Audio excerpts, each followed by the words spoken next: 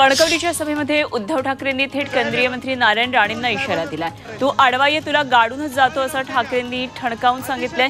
कोकणामध्ये येऊन भाजप नेत्यांच्या विरोधात भाषण करून दाखवा असं चॅलेंज नारायण राणेंनी दिलेलं होतं आणि त्याचा खास ठाकरे शैलीमध्ये उद्धव ठाकरेंनी समाचार घेतला।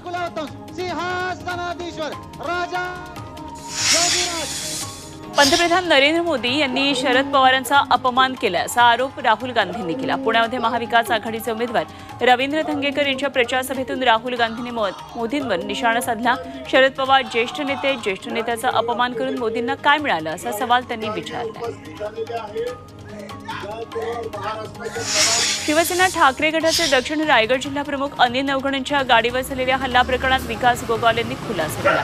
ही घटना घडली तेव्हा मीच काय, माझा कुठलाही कार्यकर्ता तिथे नव्हता आणि आम्ही तिथे असल्याचं समोर आलं तर राजकारणातून संन्यास घेऊ असं गोगावले यांनी सांगितलं। अमृत नोनी गॅस्ट्रिन, अपचन, ऍसिडिटी, गॅस्ट्रबल ह्यापैकी तुम्हाला कुठलाही गॅस्ट्रिक प्रॉब्लेम झाला, उपाय एकच, अमृत नोनी गॅस्ट्रिन। नाशिकमध्ये महायुतीत नाराजी नाट्य सुरू आहे। नाशिकची जागा भाजपला न मिळाल्यानं कार्यकर्त्यांमध्ये नाराजी आहे। त्यामुळे भाजपच्या अनिल जाधवांनी उमेदवारी अर्ज दाखल केला।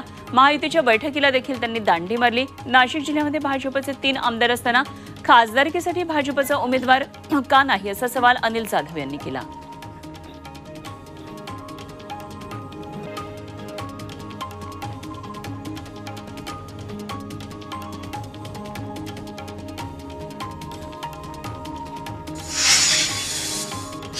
हातकणंगलेमधील राजू शेट्टींची प्रचारसभा बच्चू कडूंनी गाजवली आणि यावेळी त्यांनी भाजप आणि काँग्रेसवर हल्लाबोल केला। जात आणि धर्म समोर आणल्याशिवाय तुम्हाला निवडणुका जिंकता येत नसल्याची टीका त्यांनी केली। तर बच्चू कडूंनी राजू शेट्टींना पाठिंबा दिला आहे।